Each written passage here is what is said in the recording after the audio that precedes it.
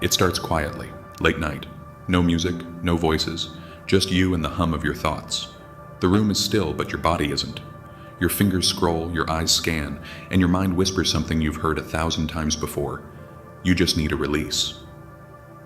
But that's not true, and you know it, because this isn't lust. It's something lonelier, something heavier, something so old you've forgotten its real name. You call it desire, but it's not, it's absence. It's the echo of something that never showed up when you needed it. It's the ghost of closeness you never got to feel. You don't want her. You want to be seen, but not with eyes, but with presence. You want to be held, not with hands, but with soul. You want someone to look at you and not flinch, to stay, to say, I see the parts of you even you keep running from. But instead, you scroll. You chase a body that cannot hold you. You imagine a story that cannot answer back. You perform the ritual again, eyes closed, jaw clenched, craving disguised as control. And when it's over, you feel it. The same silence, the same stillness, the same untouched ache inside your chest. You call it lust. But lust is just the mask. The real voice underneath is whispering, please, don't leave me alone again tonight. Carl Jung saw this clearly. He said, people will do anything, no matter how absurd, to avoid facing their own soul. And this is your absurdity, not evil, not shameful, just a quiet tragedy repeated in the dark. The truth? You don't chase pleasure. You run from emptiness, because to stop, to really stop, would mean listening. It would mean feeling, and most people aren't afraid of pain. They're afraid of what pain might reveal. So you keep reaching, for her, for pixels, for stimulation that burns fast and leaves cold. But what you're really reaching for is yourself. The version of you that once felt joy without needing a reason. The boy who didn't have to earn affection through performance. The man who remembers silence as sacred, not dangerous.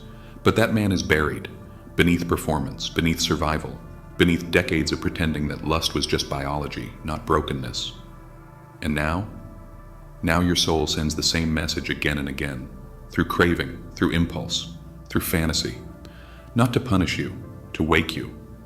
Because every craving is a call to return, to reconnect, to reintegrate. Jung didn't judge this. He didn't say lust was evil. He said it was a symptom, a signal, a flare from the unconscious that says, you've been gone too long from yourself. So let's pause, right here, right now, before the next app, before the next fantasy, before you vanish again into the illusion of closeness. Ask yourself, what am I really aching for? If it's not her, if it's not sex, if it's not release, then what? This isn't a moment to shame yourself. It's a moment to come home, not to the past, not to someone else, but to the deepest, softest, most forgotten part of you. Because if you stay, even just one moment longer than you usually do, you might hear it. Not craving, not noise, but a whisper, a voice, saying, I miss you, not her, you. The you beneath the mask of desire.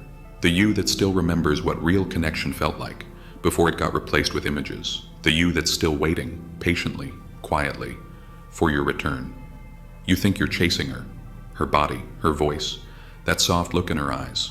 But Jung would tell you, you're not chasing her. You're chasing the part of yourself you forgot how to feel. That's the trick of the shadow. It wears her face. It borrows her warmth. It speaks in the language of longing. But it's your voice underneath. Your loneliness, your need, your forgotten tenderness projected onto a stranger's skin. You say you want to touch her, but it's not touch you crave. It's recognition, not from her, from yourself. Because once upon a time there was a part of you that knew how to cry, how to surrender, how to let love ruin your defenses without calling it weakness. But life taught you otherwise. It said, don't feel too much. Don't want too much. Don't be soft. It makes you easy to leave. So you built the armor. You called it logic. You called it control. You called it masculinity. And yet, in the quiet of night, the ache still rises. Because what you really miss isn't her body. It's your own capacity to feel. In Jungian language, this is the anima, the inner feminine, the soul's ability to hold emotion, to love without gripping, to be vulnerable without collapse. And when you lose touch with that, you don't stop needing it. You just start hunting for it. In every woman who reminds you of what you can no longer access inside. That's why the fantasy feels sacred. That's why her image haunts you. That's why the craving never fully goes away. Because it's not about her. It's about your reunion with your own light, the one you buried to survive. But here's where it turns dark, when you chase the anima outside of yourself, when you make her carry the weight of your unmet softness. You start confusing possession with love. You want her near. You want her body. You want her to never leave. But what you're really saying is, please don't let me lose this part of me again. You think it's passion, but it's panic. Because if she disappears, you fear you'll forget how to feel again. You'll forget who you were when your heart was open. And the scariest part? You don't know how to open it without her. So the craving grows, more intense, more frequent, more irrational. You scroll endlessly. You chase the next. You build stories around people you barely know because they made you feel something for a second, a flicker, a warmth. But it never lasts because it can't. No one can hold what you've disowned. No body can be home when you're not living inside your own skin. Jung said, "This is how the shadow seduces you, not with evil but with illusion." She's not who you think she is. She's not your missing piece. She's not your salvation. She's just the mirror, reflecting back the boy in you who still aches to be known. And the more you run from that truth, the more addicted you become to the performance of love. Not love itself. That's why nothing satisfies. That's why the craving returns even stronger.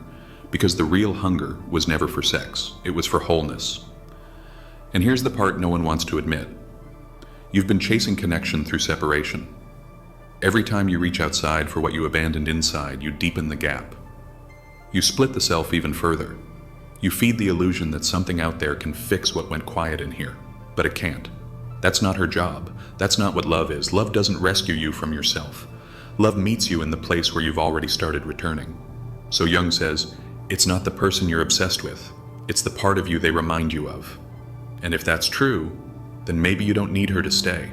Maybe you just need to sit still long enough to meet the piece of you she woke up. Maybe the answer isn't in another name, another photo, another night. Maybe it's in the question, what part of me am I trying to feel again? And if you could answer that, if you could sit in that truth without reaching for escape, maybe, just maybe, you'd stop needing more and start feeling enough. It doesn't feel dangerous at first. It feels familiar, harmless, even justified. You call it stress relief, you call it routine, you call it being human. But slowly, subtly, it begins to reshape you. Not in one big collapse, but in tiny fractures, invisible to everyone, even to you. You stop feeling fully, not all at once, but the edges blur. You don't cry like you used to. You don't laugh like you used to. You don't breathe like you used to. People talk to you, but their words barely land. You nod, you smile, you respond. But your soul is elsewhere, somewhere behind the screen, somewhere inside a loop you don't know how to break. This is what Jung feared most. Not lust, not temptation, but fragmentation. The way a person slowly stops being whole without even realizing it. It begins with a craving, then a choice, then a pattern, then identity. You go from "I'm struggling with this" to "this is just who I am." But that's a lie. It's not who you are. It's who you became after you stopped trusting the deeper parts of yourself. After the world told you feeling too much made you weak. After you learned performance was safer than presence. After you convinced yourself that lust was love because love was too uncertain, too painful, too raw. So now, you chase the shortcut, the fast fire, the chemical reward. You call it pleasure. But what you really want is power, not over others, over your own emptiness. You want to feel alive. You want to feel in control. You want to feel like something in this world is yours, even if it's just a moment of skin and silence. But every time you chase the craving without consciousness, you strengthen the loop. Trigger, reaction, relief, guilt, repeat. You feel shame, so you escape. You escape, so you feel more shame. And the wheel turns again. You start asking the wrong questions. What's wrong with me? Why am I like this? Why can't I stop? But Jung wouldn't ask those. He'd ask, what part of you stopped being felt?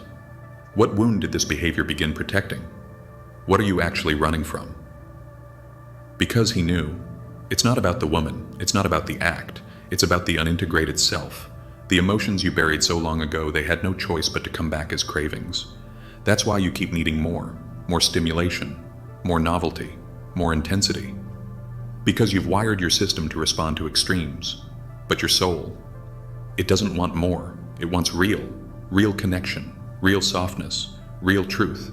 But real requires slowness, stillness, courage. And you've been taught to avoid all three. So you chase speed. You scroll faster, you fantasize harder, you distract better. But the emptiness? It waits, not to punish you, but to remind you. That silence you fear, it holds the map back to yourself. Jung called this psychic possession.